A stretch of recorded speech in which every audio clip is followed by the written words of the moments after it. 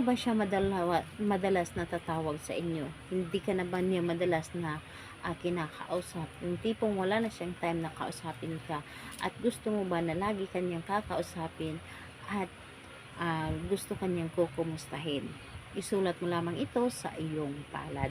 Hello mga guys, kumusta kayo? Panibagong araw, panibagong video na naman tayo. And sa araw na ito ay isa na namang video ang aking ituturo sa inyo na simpleng gabay o simpleng pamamaraan na makakatulong sa atin. At bago ang lahat, gusto ko lang mag-disclaimer sa mga taong hindi naniniwala at hindi gusto ang mga kagaya nitong video. Please skip this video. And maghanap kayo ng videos na gustong gusto nyo dahil ang video na ito ay para lamang ito sa mga taong naniniwala and gusto mag-try. Sa lahat po ng mga nagko-comment po dito sa aking video, dito sa loob ng aking channel, mag-ingat sa lahat ng mga nagre-reply sa inyo na dinadala kayo sa pang-WhatsApp mo app upang makaiwas po tayo sa scam. Ngayon po, ituturo ko sa inyo paano ka lagi niyang tatawagan. Paano kanya laging kukumustahin yung tipong hindi siya mapakali hanggat hindi kanya nakakausap or gusto niya na bawat oras, minuto, kinakausap kanya or kakausapin niya lalo na kapag kayo ay malayo sa isa't isa. Ito ay pwedeng gawin sa parehas ang kasarian, babae ito babae, lalaki ito lalaki. And syempre naman sa ating babae at lalaki na mag-partner. And ayun, ang dapat lamang natin dito ihanda sa paggawa ng ritual na ito, kailangan na lamang dito maghanda ng isang panulat. Panulat po, and syempre yung sarili natin, kailangan na i-claim natin sa ating sarili na gustong gusto natin itong gawin. I-claim natin na ito ay para sa kanya and buo ang ating loob sa paggawa. Paniniwala syempre, and dapat nagtiwala ka sa dapat mong gawin. Dahil kapag ang tiwala ay wala sa iyong paggawa, ito po ay hindi gagana.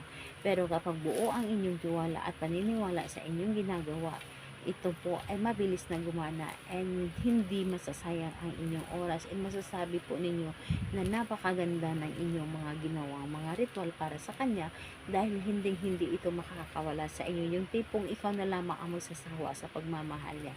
So ayan, kapag ready ka na, pwede mo na itong umpisahan. Ang gagawin mo lang dito sa palad, so sa kahit saang palad, pwedeng sa kanan, pwedeng sa kaliwa, basta iyong palad ito. Dito sa palad, isulat nyo lamang dito ng isang beses ang kanyang pangalan. Yes po, isang beses ang kanyang pangalan, isulat mo lamang dito. And kapag naisulat mo na dito ang kanyang pangalan, ito ay i-close nyo lamang ang inyong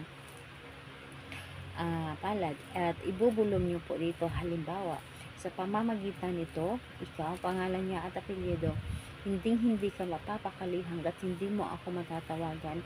Gusto mo na lagi mo ako makausap, gusto mo na makita mo ako palagi, gusto mo ako makasama. Ako lamang ang nilalaman ng iyong isipan at wala ka ng ibang hahanapin pa at hindi ka sasaya sa iba dahil sa akin ka lamang magiging masaya. So lahat-lahat na gusto mong sasabihin ay sabihin mo na dito. And ayun po, pagkatapos nun, halikan mo ang kanyang pangalan. Halik na with feelings. So, ayun, pagkatapos nun, i-claim mo lamang sa inyong sarili. Pero, mas maganda na gawin mo ito sa gabi. Yung sobrang tahimik na ng paligid and mag-isa ka lamang sa iyong kwarto. And, ayun, walang makakadistract sa inyong habang ginagawa mo ito. So, gawin ito sa kahit anong araw at oras. Pwede po. Basta buo lamang ang inyong loob. Salamat po sa inyong bye-bye everyone. God bless us all.